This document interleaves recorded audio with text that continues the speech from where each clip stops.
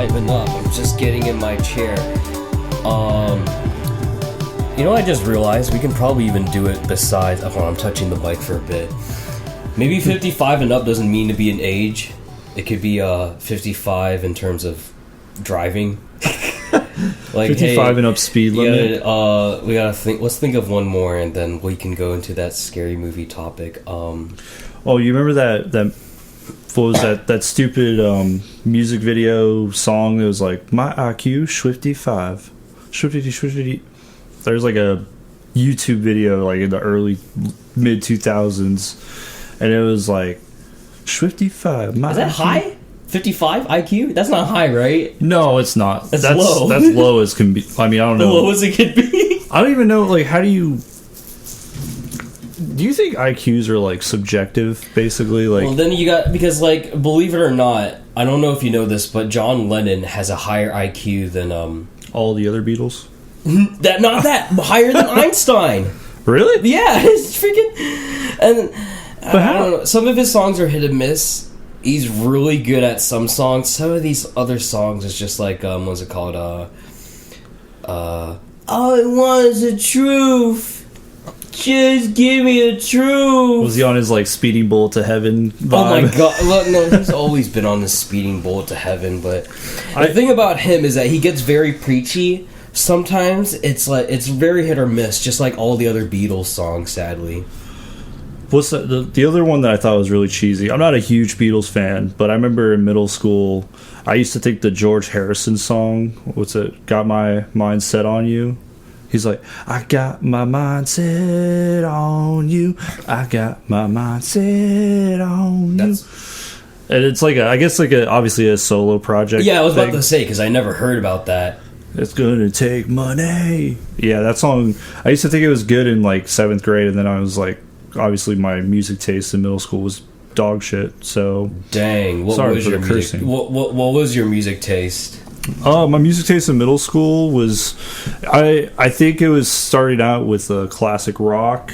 I listened to a lot of AC/DC and Def Leppard and whatnot, and then I started. That was when the emo phase like began to blossom. When I started listening to My Chemical Romance. And so what you're saying is that these emo songs are better than these boomer rock music. I don't know.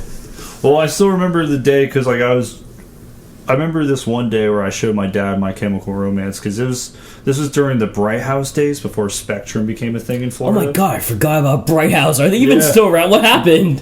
They got bought out or something like that. The name got bought out, and then Spectrum became like the mega distributor or internet company. Oh my god, it's just like it wasn't even in my memory. I just totally forgot all about Bright House.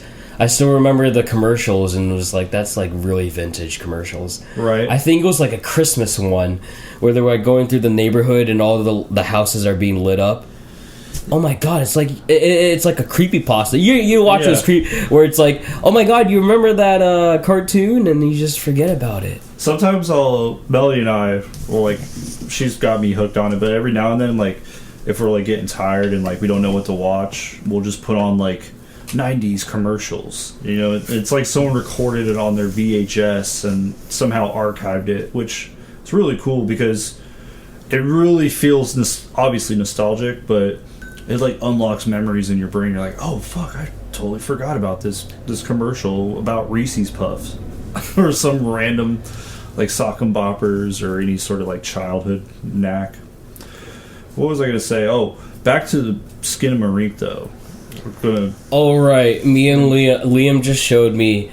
Not if anybody is listening to us in the first place.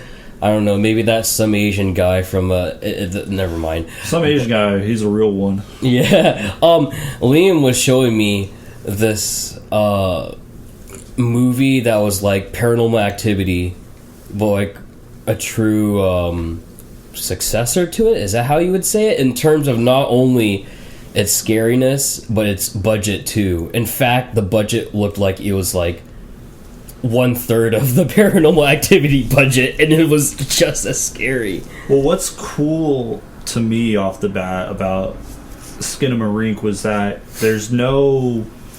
you don't see like an actual like person. Like, you hear, like, okay, I don't want to like give too much, but like, it's about a family for the most part, and like, you don't see people really throughout the film, and if you do, it's already got like this hazy, like grainy filter over it. And I'm not sure if they're actually using like an old style camera, like a film camera, or if they're actually like using like a HD camera and like putting a filter over it. But it's very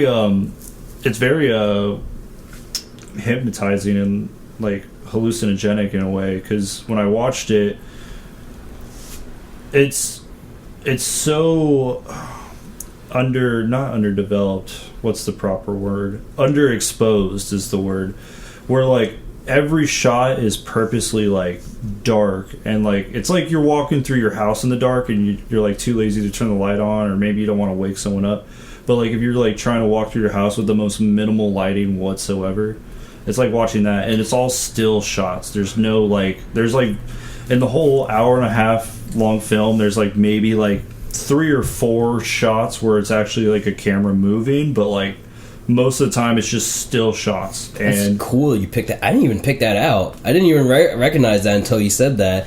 So it's almost like the guy that was directing it, he was probably just using a freaking tripod, and he didn't have a cinematographer. He was just using the tripod. Wow. Yeah, it's incredible, because not only it was like $15,000 to make, it was a super low budget, but this is his director's debut film.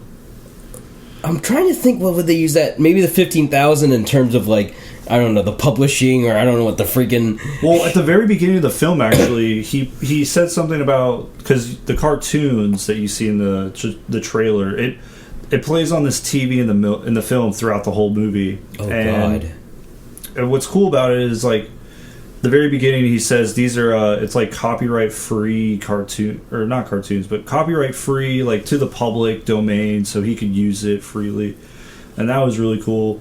And it does have a slow build, but it gets eerier like every like 15 minutes.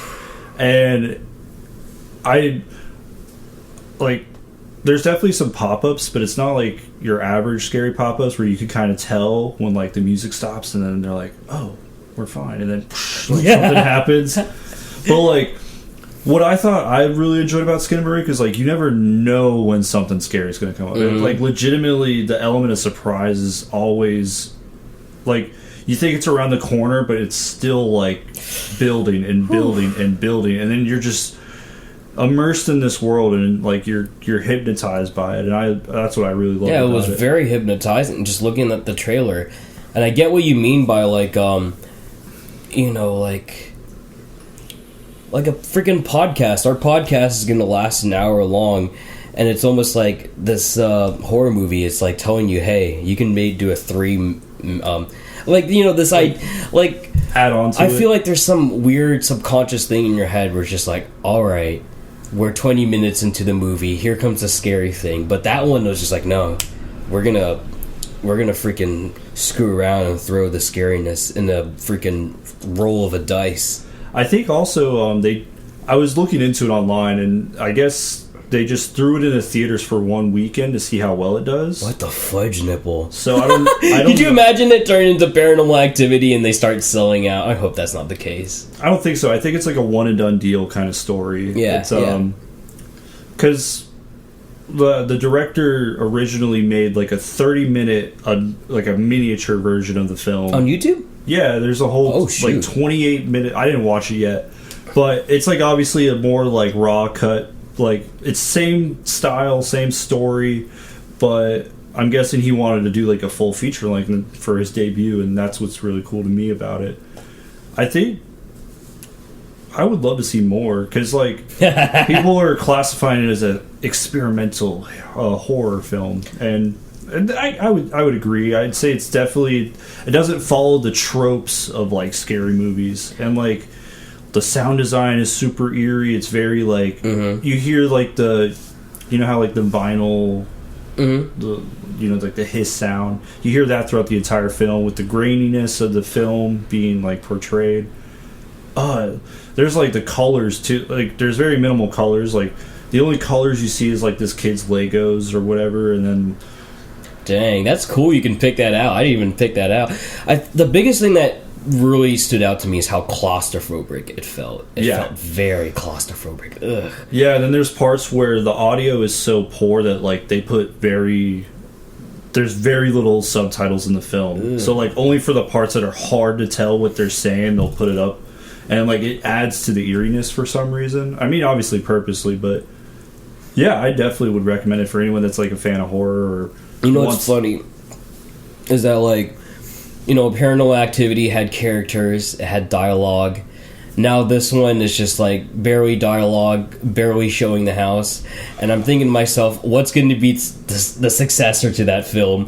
Like, it's just going to be like a bathroom the whole time, like looking at a toilet. Like that's what I'm thinking what's going to happen. Speaking of toilet, it's not really a spoiler, and I will say this. There's like kind of like goofy moments, but they're not meant to be goofy. I just personally thought it was goofy. It's like there's like this deadpan stare at a toilet, and then the toilet disappears. And then that's sweet. So it's like it's not fully doomer mode. Like it's like it likes to be like, hey, come on, man. We're taking it easy, and just it definitely adds to the element of like. I mean, I guess it doesn't. I'm thinking about that. Well, I mean, if you watch it, you'll be like, "What the fuck?" Like, because as soon as it happened, I kind of chuckled and I was like, "Oh, okay, that's kind of funny." But it's funny when like you see things disappear and then it plays this funny like low like woo, like kind of like alien like hovercraft sound. Yeah, like it's like it just sounds like the whole movie was like processed through a VHS. So that sounds like your ultimate movie. Like whether it be sound design, the visuals. I don't know. I think it's everyone's ultimate movie. I don't know if we can. What would be your ultimate movie? like my ultimate favorite movie, or like a movie. What would be the ultimate movie? I have a few ideas in mind for myself. But... Big Daddy with Adam Sandler. What happened? Big Daddy. Big Daddy with Adam Sandler. That's like a old or early 2000s film. Sorry, I'm thinking Adam Driver. My bad, Adam Sandler. No. What is that movie about? A Big Daddy? Big Daddy is it's about a movie about Adam Sandler plays a character in his like 30s, lives in New York, and doesn't really like it's not like he doesn't have anything going on in his life. He's just content living this like day-to-day life, not having to worry about anything. And then a kid gets dropped off at his door by social services, and it's technically his roommate's son because it's not really a spoiler at this point, but the kid's mother dies, so the social services decides to take the kid to the father, and then the biological father is there. He's like on vacation or something at the moment, so Adam Sandler's like, all right, well, I'll take care of you, whatever, like kind of babysits him, and then grows this like loving father-son relationship with a kid that's not his, and it's a quirky, goofy, funny movie, but it has like a good like family, not like a family vibe, but like a father-son vibe. And I grew up watching that when I was a kid. I remember playing that on VHS a lot, and my sister loves that movie too, so we'd always like watch it from time to time. I don't know. I remember this is another side tangent, but I was talking to a friend a long time ago, and I was like, yeah, like I really love that film. And we were laughing because he's like, I don't think Adam Sandler makes films. They're more like movies. Because you know how like what the fuck does that mean? What? Because you know how like film buffs are like, oh, Eraserhead, that's a film, but like Transformers, that's just a movie. What the fudge nipples? That's like saying like, oh yeah, that's a burger, and that's that's a sandwich. Yeah, I guess that's what the fudge. I think film buffs are like. Obviously, people will be like, "Oh, No Country for Old Men, that's a film," but like, okay, so you're basically, I guess, Men in Black is just like a blockbuster. movie. Okay, yeah, I understand what you're. Okay, now I understand what you're saying. I was like, "What the fudge?" I don't know. So Avengers is a movie then. Avengers is a movie. Oh yeah, for sure. I would consider that a movie, but like, well, I mean, I would hate to work in the film industry because there's so many. Oh my god, did you hear that, what's his name? Alec Baldwin got charged for involuntary manslaughter? because someone on Who his is that? I'm so sorry. oh, he's an actor. He's part of like he has like 3 or 4 other Baldwin brothers, and like they're all famous actors. When you say you got 3 or 4 other Baldwin brothers, I have a feeling like Alec and his 4 brothers are like bald or something. Wait. What movies have they done? I don't know off the top of my head. I know Alec Baldwin's. He was in 30 Rock, that popular show at the time that had I can't even think of their names. Tina Fey. Blanking on the other guy. 30 Rock. Suck at actors, dude. 30 Rock kind of for me fits in the category. It's not a mockumentary, but it almost. I guess it could be considered a mockumentary. It's like similar to The Office and Parks and Rec. Mockumentary. Oh, so it's like it looks like a documentary, but it's actually just. Yeah, I get what you're trying to say. Yeah.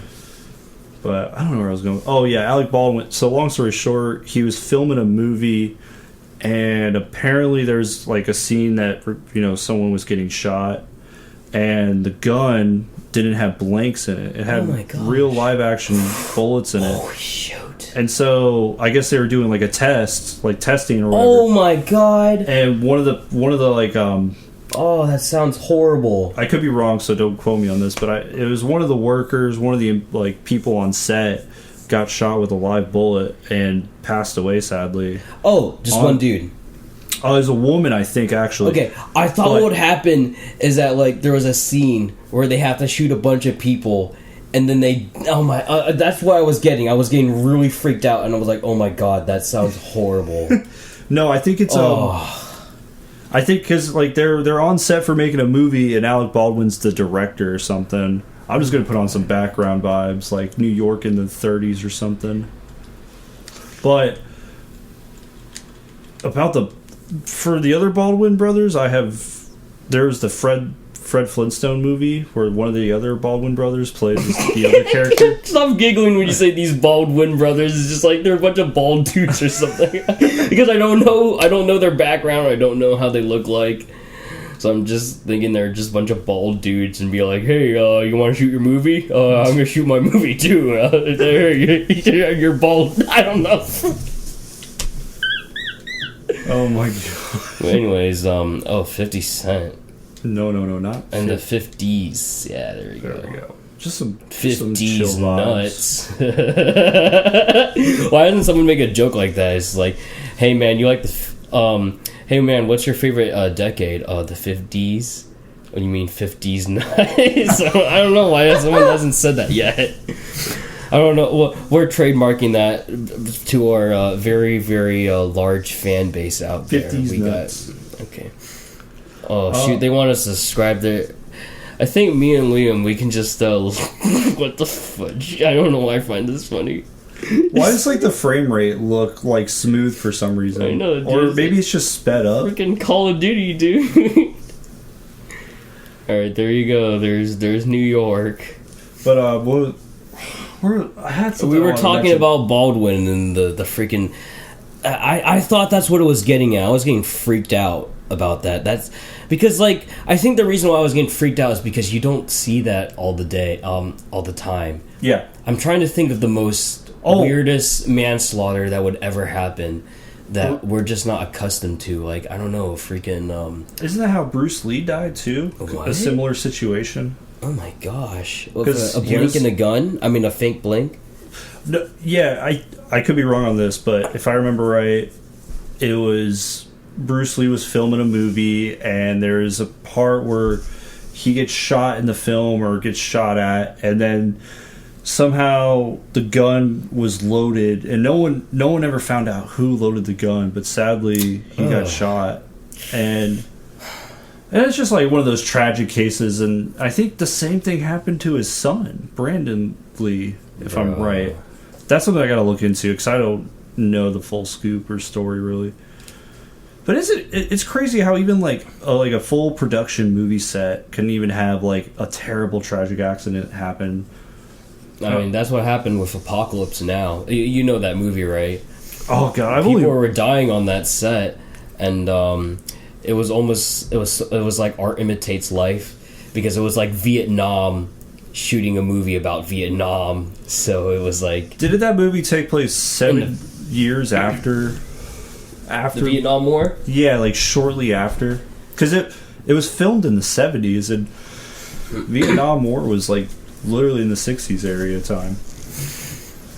I still, like, to this day, as much as I like have learned about Vietnam or the Vietnam War, I wouldn't say I'm like very knowledgeable about it, but it seems like it was a war that obviously never needed to happen, or like everyone always says like that's the war that America lost, and it was, I don't know, that's like a whole tangent, I guess, but I don't know shit about war except for Call of Duty. Yeah, at least you're informed somehow. I wish Call of Duty was more into that. Like, I remember when Call of Duty used to be actual historical moments. Even Black Ops was like touching in on that, dude. Like, they were getting into some weird conspiracy crap with, and they weren't scared to do it. What do those numbers mean, Mason? Yeah, I know. And then Vietnam, I don't want to sound like I'm an idiot. But like Vietnam, probably like my favorite war because it's like probably the thing the most interesting. Yeah, it's very, because the thing is like I feel like that one was like a true psychological warfare. Yeah, whereas like, you know, freaking World War One or Two is just like, oh, we just gotta shoot him and that's it. But this one was just like, it just spawned so many freaking shaman warriors from that war or something. I just feel bad for like the veterans that came back from Vietnam, and like the ones that are like coming back, and this is during the era of like the peaceful protests and all the hippie era, the whole hippie era. And I mean, I don't know off the top of my head, but I remember reading things about how veterans would come back and like literally would get paint thrown on them, like at the airport and stuff like that. Paint thrown on them, like red paint to like mimic blood or whatever. Oh my gosh, what a bunch of sickos. By like anti-war protesters and all that, which is like very sad to hear about. What kind of freaking, that's like, you know, like, okay, I get it if you want to throw an egg at them or you want to freaking throw a tomato at them, whatever, but like red paint? Yeah, that's like some dude that did his research and like, oh yeah, I know exactly what's gonna tick. That's because like imagine going to war and then seeing like your platoon get killed, or like your the soldiers right next to you, and then like you go through all that, you manage to survive, and you come back home to America, and like people are like, you asshole, like you shouldn't be fighting that war, blah, blah, blah, and like treating you like shit. And it's like, dude, I just dealt with like the worst shit. If anything, oh god, I don't want to go into this territory. Oh great, good to know you. So Liam has like a little ad playing on his TV, and lo and behold, it's Call of Duty.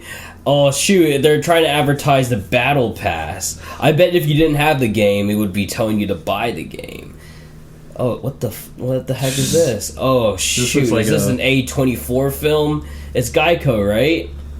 Did they like hire like A24 film dudes to like shoot their commercial? This is an iPhone fucking dude, commercial. I can't tell. Watch it be like a freaking State Farm at the end or some crap, or watch it be about like laundry detergents or something. You can unsend messages now. What? I heard about that recently. What? That's gonna mess up a lot of people's Oh my gosh! Could you remove the scene function at least? That would be sick. There's probably an app already for that. There's probably an app for the freaking remove your stupid message already too. I don't know. Well, like that's definitely gonna change people's. Be like, no, oh, you said this, and then like be like, no, check the message. I never said that, and then like they go and unsend it real quick. It will be like a wormhole, because then maybe you can like then you're gonna be like screenshotting it, and then everybody's just gonna be screenshotting their messages like crazy. Yeah, like, oh my god. Well, just for that commercial, I thought he was going to be like, oh, never mind, he's alive and well, but he actually just unsends the message. It's like, I feel like that's kind of like, I hate to say it, but the pessimist in me is like, that's not a good idea, because people are going to like change their whole conversation flow, because like they could say something like mean or hurtful, and then Then and then just unsend it, and then it's like, I never said that. Golly. But I don't know, man. I feel like maybe ultimately it's a good thing. Like, maybe you like send like a drunk text to like. I know I'm trying to think. What's the purpose of unsending? Why would they want to do that? Why would AT&T want to? Why would they want to make a whole ad for it too? Like, why can't they just be like, hey, like? I don't know. Maybe it gets people talking. It's getting me and you talking. It's just fair. Like literally, I don't even remember what we were talking about. Before this, we were talking about modern Vietnam War. Yeah, Vietnam, and then the freaking ad shows up. Like literally, me and Liam could be walking on the street. We can see a squirrel, and then we would just talk about the squirrel for like 3 hours until a freaking I don't know, a leaf falls on the ground, and we're just like, hey, Liam. Like, yo, check out the color disfiguration of that leaf over there. No, I feel like my attention span of things, or like how I jump around on topics, is fairly abnormal, but not too ridiculous. I almost feel like I need like a goddamn Adderall prescription or something. Like I feel like it's fine. I mean, focus. Like, at least I don't think you're annoyed. I mean, did you ever annoy anybody that way? Because I feel like there's a time and place when you can be that way. I have for sure annoyed people with like my spastic thought process. Yeah, because I gotta be honest. I think the only people I saw you interact with me and whoever's in this house. And yeah, I feel like from your point of view, I'm like a hermit in a sense, because I don't really. I was just thinking about this not too long ago, but like my core friend group is very like minimal now. As like I'm a. I think that's every. I mean, I don't mean to burst your bubble. Well, no, but like that's like going on Facebook, and I see someone has like 1,200 friends on their friends list. I'm like, holy crap! Like how? Because, like, I only have, like, 300, I think. Yeah, but listen... And I can't even keep up with that. They didn't... They probably... Like you beat them once and they're like... Yeah, that's what I'm saying! Like, come on! You'll never see them again, but you, like see their, like, photos of, like, their newborn baby or, like... I know, who got married and all that. That's another thing, because, like, now we're in our late 20s and we're starting to see people get married more often now. Because, like... I go on Facebook every now and then, and I see like a new marriage almost every few months. Not that it's like a bad thing, but it's like people are getting busy out here, having kids. People are going on vacations. People are sharing memes all the time. Don't worry about it, Liam. I know I sound like I'm getting like ignorant or something, but I just never mind. At least you're figuring. At least you're figuring yourself out. No, I'm excited. Speaking of which, I'm excited because, not Hoffman, but I'm going to be staying with my buddy Josh here pretty soon. So we probably are going to have to figure out a new podcast situation where we're going to record. Do it at his freaking house, or unless if he's not going to like it. We could probably ask him to partake in an episode, but I don't know how he'd feel about... That'd be a tough one, because it's a one-bedroom house, so I'm going to be crashing on his couch for the time being. I don't know why I thought this. But I was just like, okay, so my first initial thought was like, all right, where else could we do it? Let's think of a weird location. And I thought of Mr. Beast. And then, I don't know why, but I was just like, what happens if we ever got, like, to interview Mr. Beast? Like, he's just, like, standing right there, and there's, like... I wouldn't know what to ask him. Mr. Beast. What? How did you start this business? And then his answer would just be like, I just told you. What if he's like exactly like how his videos are, where it like it cuts to the next sentence so fast, like he doesn't take a breath. Like he's like, today we're going to Antarctica, and I actually have $1 million to give to this penguin. Oh my god! Like he just.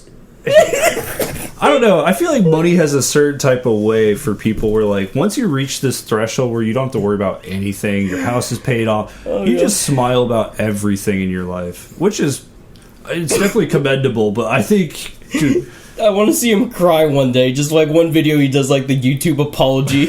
I don't know. Oh, no, he's got to do something controversial. He's got to smile all the time, man. He's going to, like, the only thing...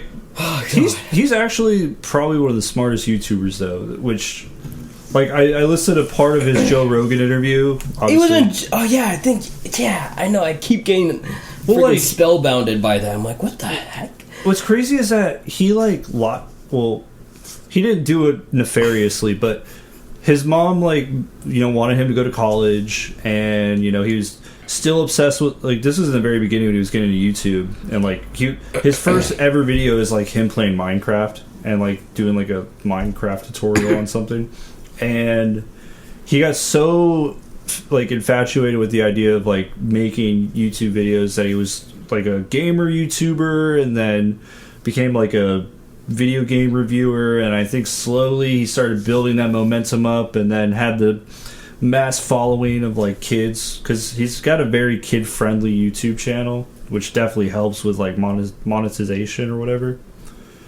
But I thought it was really cool because I remember he said something like when he made like his first big chunk of money, that like he like quit college that same time, because he's like, well, why go to school if I could just be like making money so quickly off of just making videos and like having a good time, which is like, that's very commendable for a lot of people that are fucking going down the YouTube rabbit hole of making content and then sticking to it. I know I remember a while back ago I used to think like, oh man, they're just falling into this, like they're putting themselves in a corner and like they're not gonna do anything other than just make video game content. I know, dude. But then again, like if it's a honest, fun hobby and you're having a good time, and then you want to expand that idea, more power to you. I can't get mad because I'm not doing it. I mean, if anything, it's just like two factors come into mind. It's just like, one, is it a necessity? Because like, I mean, yeah, it's entertainment, but like, I think we need someone to build these houses. And two, that is great. It's just really, and it sucks. And I can't. How are they supposed to know? Because then when you're looking at Mr. Beast, these kids who can probably cultivate food and like build houses, they probably just want to be Mr. Beast, and their chances are slim. It is a sad, and then like, it's going to be this. I mean, I can't blame them because it happened to me. I thought I was going to be a rock star, and freaking it didn't happen, and it was a slow. I mean, I guess I appreciate it more.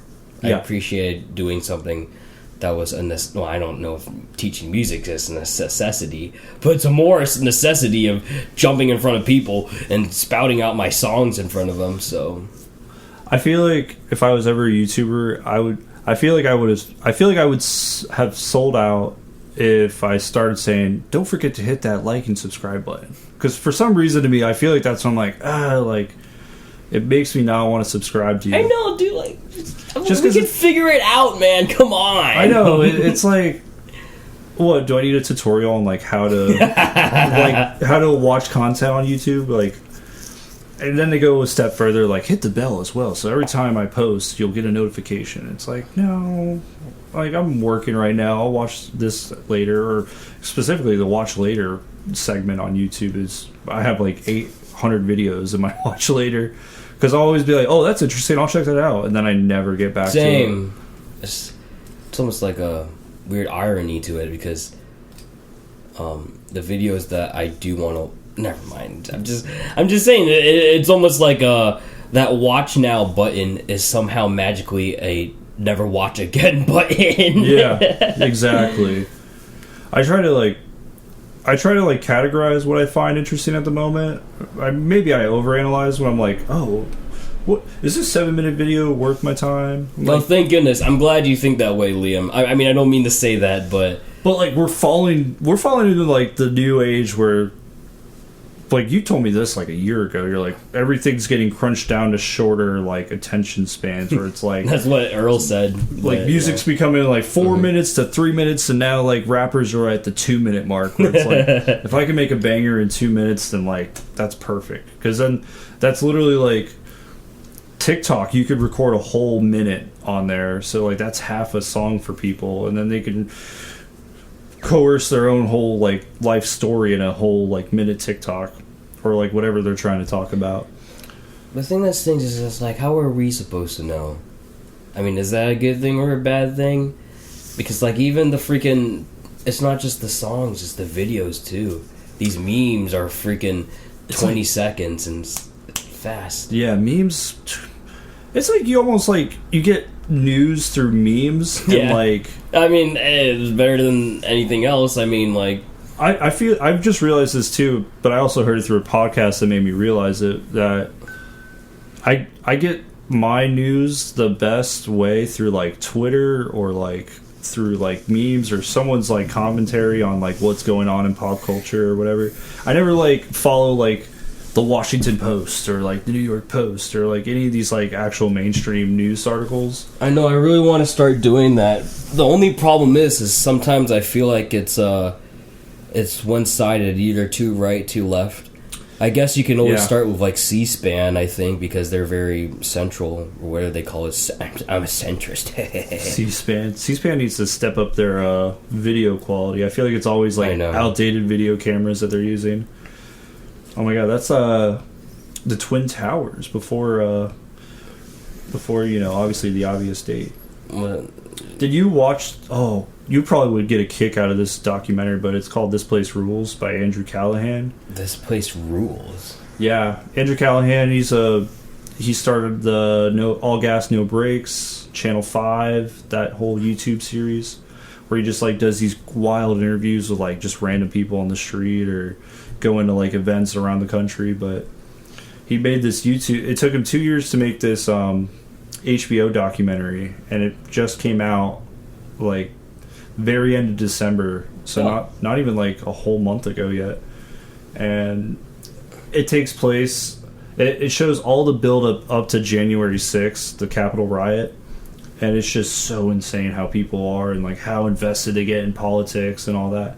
Because I myself have never been like a political person. I've always like watched it from afar. Well, let me ask you this: were your parents political? No, my parents never really got too invested in politics. I grew up in a left-wing household, and then I didn't really start thinking more for myself until like my sister kind of took me under her wing, and she's more of like an independent background. She kind of like centralized instead of like left or right, which I think is, in my opinion, I think it's the most ideological way to look at things, because you could take the best of both parties and like use those and be like, that's how everyday humans should be like kind of working. I mean, it's okay if you're left, it's okay if you're right. I think the extremists of both sides kind of like just, point fingers at each other, and they're like, oh, well, screw you, and it's like, fuck you, and like they kind of bully each other. It's just like sad that like, I mean, not to get on a political spree here, I don't really want to, but I feel like in the last like 4 years, and I don't even want to,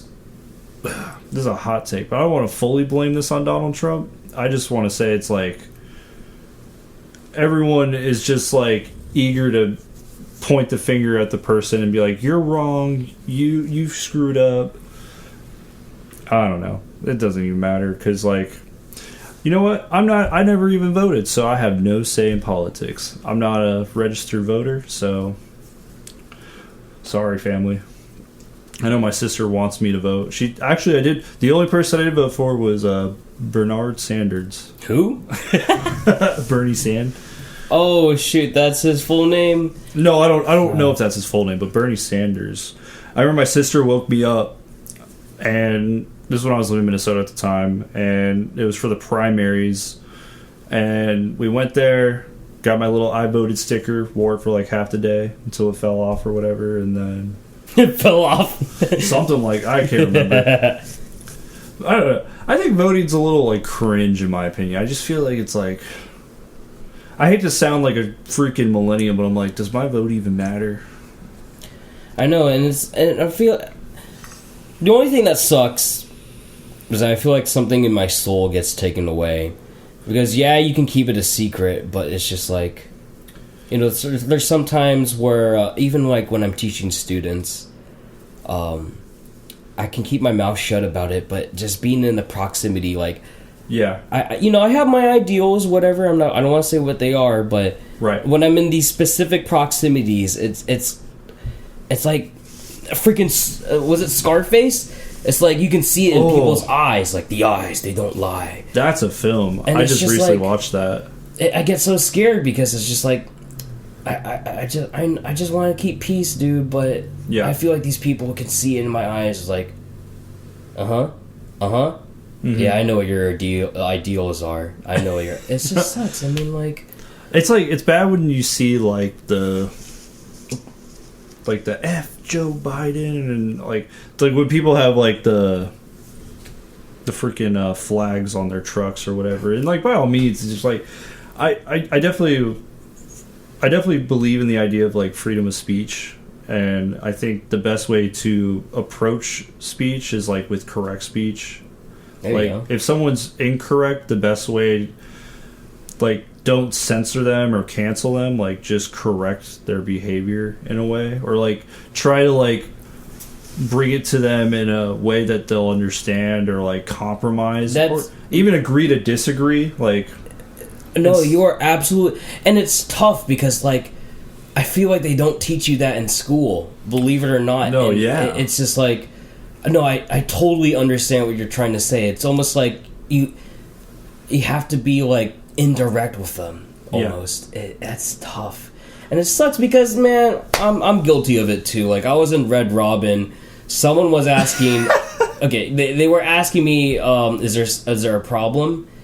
And of course, my first instinct was just to tell them, there's a problem. And then I got fired because I made that person cry, and I was just like, but that person asked what my problem was. I'll give it to them. Yeah. But it sucks. This is where it gets really tough because, oh my god, you just have to be a really hardcore thinker and think to yourself, okay, Luke, they asked, but you have to know where this is going to lead. And you kind of have to, like...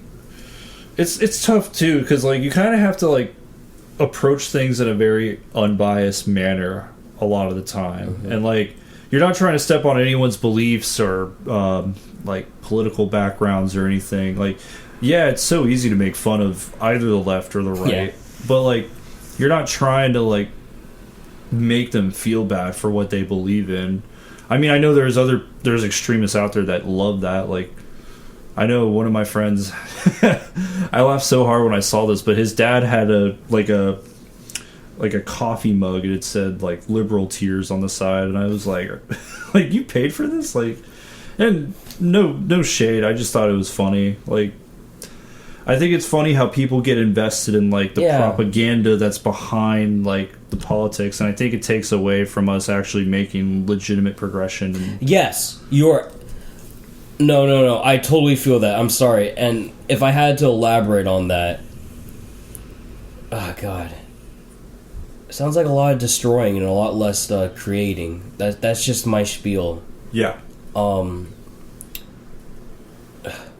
just think... I wish I can elaborate more on it. It's just...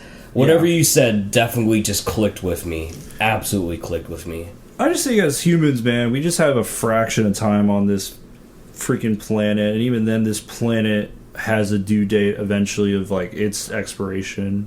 So I think rather than getting so caught up in like social and political arguments all the time, I think people just need to chill out, man. If everyone just did mushrooms and just vibed out. I'm just playing. It's not for everyone.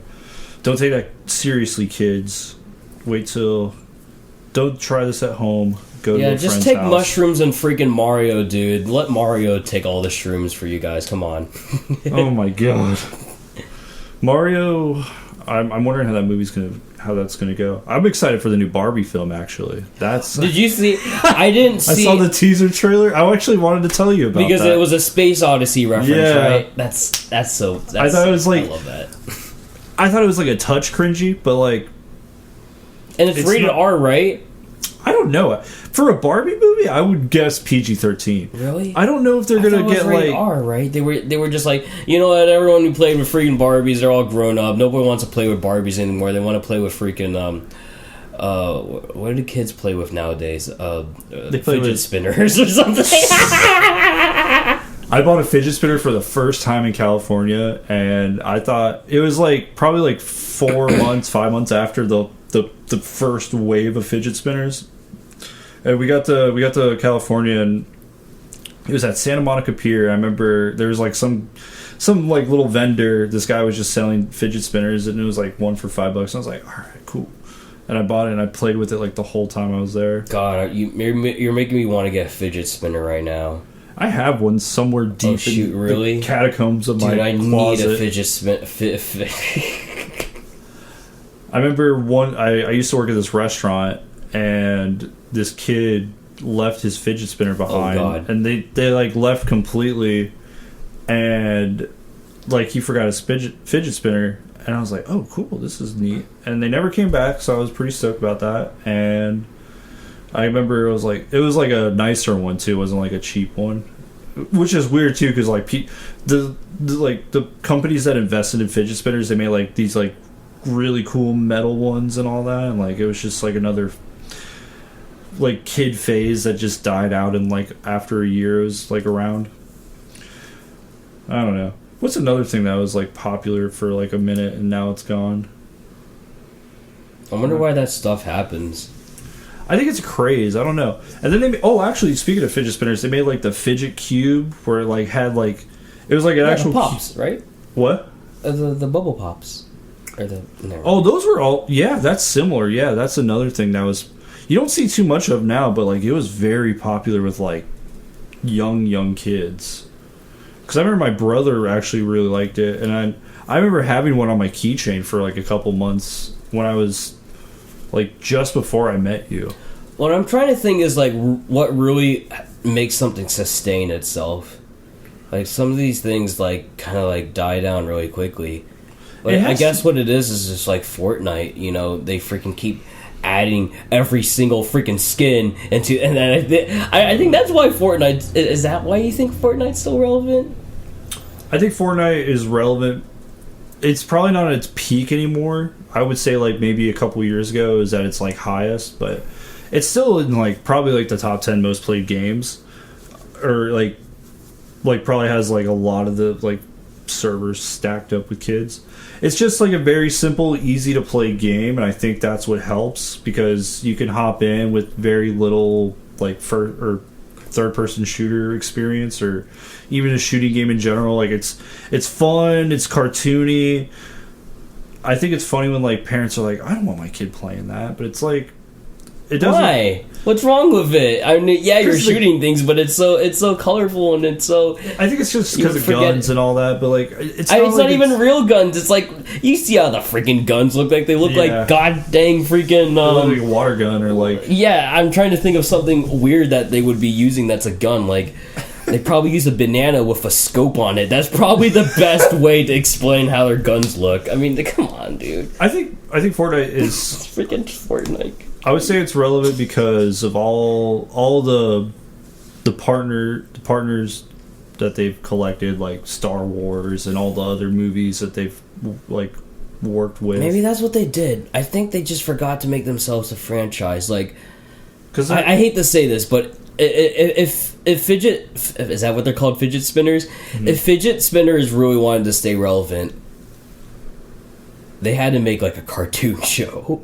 No, that's what they need to do. They need to make like a franchise out of it because well, it's like Beyblade, right? They make like an actual they made like an actual show. I thought they make like a freaking fidget spinner anime. They could. Could you imagine? Because there's pretty much an anime for everything. Like there's a basketball, there's a soccer, like every sport ever, and then next thing you know, there's gonna be like this ridiculous kid like he's like spinning his fidget spinner, and it's like got this like glossy background. He's like yeah, but check out mine, and then like oh my god, no. I think that's what they need to do because they just stopped at like, all right, you just buy the product and that's it. Well, they didn't expand from there. I think that was the thing that was missing with not just fidget spinners, maybe memes, because like I'm trying to think of a meme that was like the stupid freaking the lamp meme. Do you remember that meme, right? The freak I don't think so. Which wait. No, there you go. There, I got your mind thinking for a bit. I'm trying to think of one. I only know this one. Well, it's not really a lamp, but it's like a bug light, and it's like give yourself time, and it's like a cocoon and then a butterfly and then like the bug zapper, and it says "Give yourself time." It's a meme. It's like an ironic That must be underground or something. I'm trying to think of a meme where it's just like, haha, that's funny, and it just disappeared in a month. Pepe the Frog.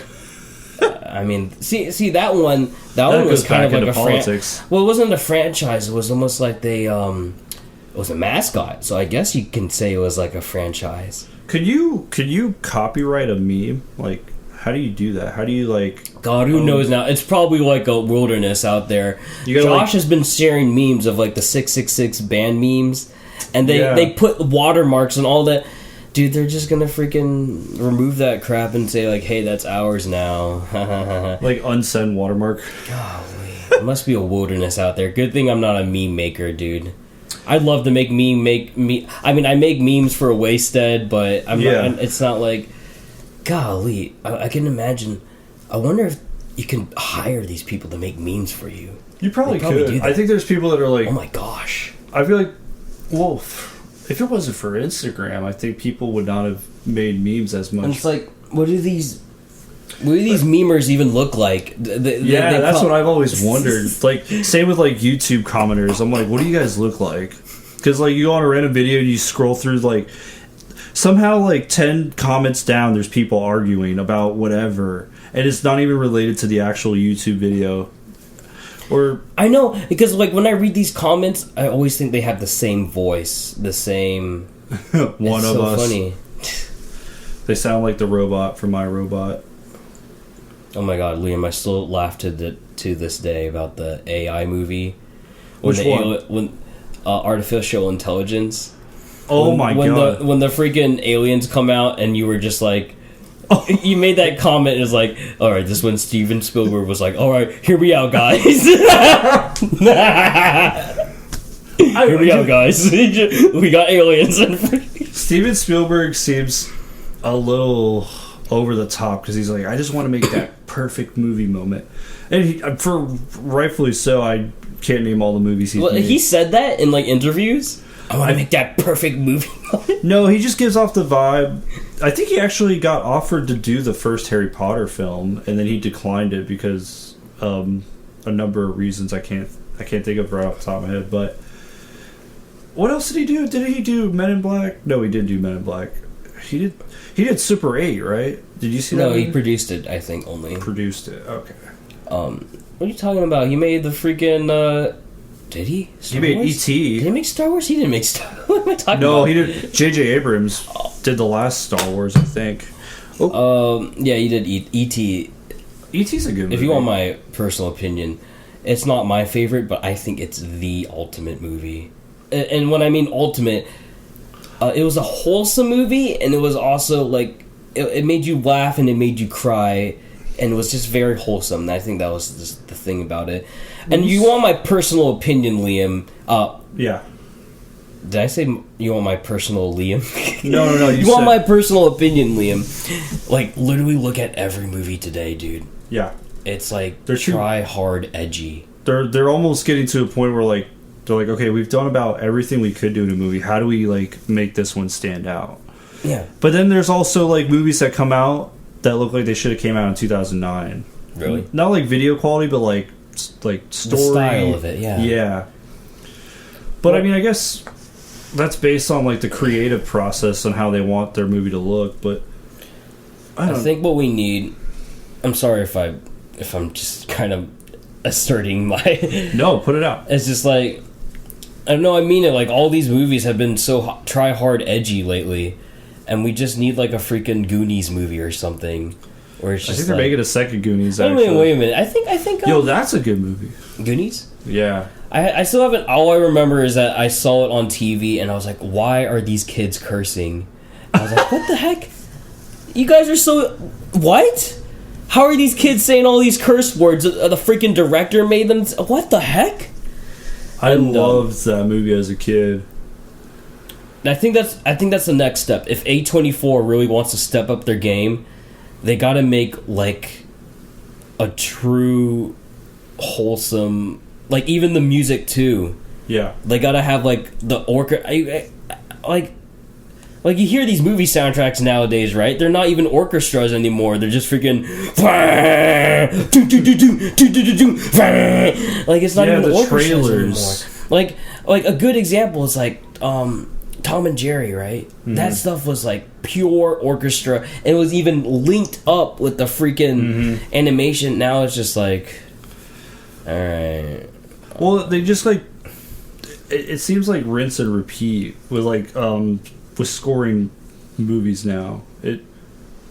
Well, if you watch trailers for any movie, it's always the same, like da-da-da-da. Yeah. That horror movie trailer, I mean, that was indie, but still, that was a pretty good trailer. I wonder if it'll win any awards. I don't know. It hasn't been out long at all. Not even like. I know it came out in theaters, but I don't think it's even been. It might be on Shudder's streaming platform. That's where I'm guessing, because obviously it's a Shudder film, but... Streaming platform? Or they have their own subscription like thing. We need a on. 55 and up subscription. Get a Patreon. That's where we're actually cursed all the time. Just kidding. Yeah, I know. I mean, I hate to say this. I mean, I think that's what... I'm sorry I keep bringing this up. I'm really fascinated on why things just like... they come and they go, and then why other things just sustained really long. Yeah. It all boils down to this idea of like, oh, my cult following. And I think one of the biggest things that really makes any cult, whether it be a musician cult, the actual cult, a freaking movie cult following, that is that they have to have an enemy. Like, you think about it, like every person that you follow, they have a specific enemy in their mind. They're like, all right, we don't follow them. We're gonna freaking dox them or something. We're gonna freaking go on their videos and say a bunch of mean things. And I feel like that's sadly what sustains something. Do you think, like, for cult like going back to movies, like the movie of all time? Usually, the movie of all time. What'd you say earlier? Like the greatest movie of all time, or like? Oh, I was asking you what would be the greatest movie of all time for you? Would be like. Like if I had to choose a movie, or like. No, like just a movie that hasn't been made yet. Oh, that's a tough one. What would be the ultimate sound design in a movie? Dude, and it probably has to be in context, because like. You can just use the sound of design in this, and one of the biggest. I'm sorry. I'm trying. I'm trying to. I'm probably overthinking it, but it's hard to think of, because then like. I feel like I've done this all since I've been a kid. Like, I've always been like, oh, I would love to make a movie, but it'd be so hard to do. Like, I wonder if like directors have this problem where like they can never make a movie fully the way they want to, because like there's always some obstacles they have to face, or oh my gosh, they have to change, or they don't have the perfect cast that they wanted, or but then most of the time it goes off road into something more, into something that they were like, oh right, this works. Yeah, and I feel like that happens with almost every art form out there. Especially with music, especially with drawing a picture. Yeah. It's just like, I don't know, I don't mean to sound like a Disney princess, but like, it's whatever your heart really desires, No, that makes sense too. And I'm glad it's like that way, because, there's times where like, man, I want to be like Mac DeMarco, and I kind of steer off the path, and I go back to what I really want to sound like, or at least what my heart wants to sound like. I think it's like it's getting harder and harder to stay more original in today's times, because movies are kind of repeating themselves, music is kind of doing that, art itself is kind of like already tough to like express yourself and give a message to the audience that you're trying to like give a message to. I wonder what makes you original. Like the freaking horror movie, I thought that was original as heck. It was, when you think about it, it's like what we said. It was like Paranormal Activity, but to the extreme. Yeah. What I like about it is like Paranormal Activity. you can tell it's in like a modern day time. But like when you watch Skinamarink, they don't tell you what time and setting. Yeah. They just like the game Inside. They just throw you in there and you just pick up the story. It gives you more. Less is more was what I strongly believe in. So like the less you get, the more you make of it, and then you kind of like you're up to like creating your own background story on the experience that you're going through. I get so many chills thinking about that movie, dude. Which Skinamarink? Yeah, and I think it's because that's what you said. It's just very mysterious. It's a doozy. Very, very mysterious. I'll give you a heads up. There's a pop up. You played the stupid Scary Maze game. Yeah. Oh my god, is it that extreme in that movie? I haven't felt that same fear. Oh my god! In over 20 years. Wait. You were in the movie theater, right? Yeah. Was everybody like, what the? No, surprisingly, there was only like 10 people aside, so like 12 people total. Wasn't a packed crowd at all, and it was super quiet the whole hour. Oh my god! So was that like the most horrific, scariest movie you ever witnessed? Oh yeah. Oh well, my gosh, it's not like it's like hack and slash. Obviously, it's just very like entity, ghostly, demonic vibe. And that really means a lot because like I feel like I'm a grown. I mean, I don't mean like, hey, I'm a grown man, but I mean it like, I'd play like horror games and I'd be like, all right, this is scary, but it's not as scary as I was young. Yeah. But it's almost like watching that, it's like something activates in you and you're just like, wow, this brings me back to when I was young and horror movies actually scared me. I was getting mad uncomfortable, to the point where I was like, is it over yet? And then I know, a dude. scene would end and you're like, oh, this is the end. And then the next scene would start. I'm like, oh fuck. Oh, God. Yeah, no, it was I will say one of the, it's not a big issue, but it does feel like it drags in certain areas of the film. Really? You're just like, all right, come on, I get it. I get the... Really? Yeah. I feel like I'll be... So you're saying that you weren't on the edge of your seat? Not 100% no, but... Oh, really? There are certain parts of the film that it's kind of like, it comes in waves, like, okay, here's like a tense part, and then like... It goes back to like a normal moment where it's like random shots of like the ceiling or like the walls or like a hallway, and it's always like when like the cartoons are playing on the TV, you're kind of like, okay, I can breathe for a second, and then it goes into like an eerie part, and then it's like, oh shoot, there goes my battery. Well, let me ask you this, Liam. Like, why do you think we have this need to be like, yeah, dude, I want to get freaked out, man? Maybe is it like a form of like drugs almost? It's almost like yeah, dude. But maybe it's like what Death Grip said, like, oh, I've seen footage. Like they want to get high off of watching grotesque stuff. I think there is a bit of a curiosity to it. I think another reason why people love scary films so much is that they know it's not real. So so it's like fantasy. It's like you're getting freaked out, but you're not actually. Like, it won't actually happen. I never thought of it that way. Wow, that's a pretty good... Yeah. I never thought of it that way. Wow, that's odd. That's how I've kind of looked at scary films. I'm like, oh, this one... Like the freaking Friday the 13th films. I'm like... So it's like being on a roller coaster. You feel like your plane is like crashing, but, it's just a roller coaster. Yeah, so...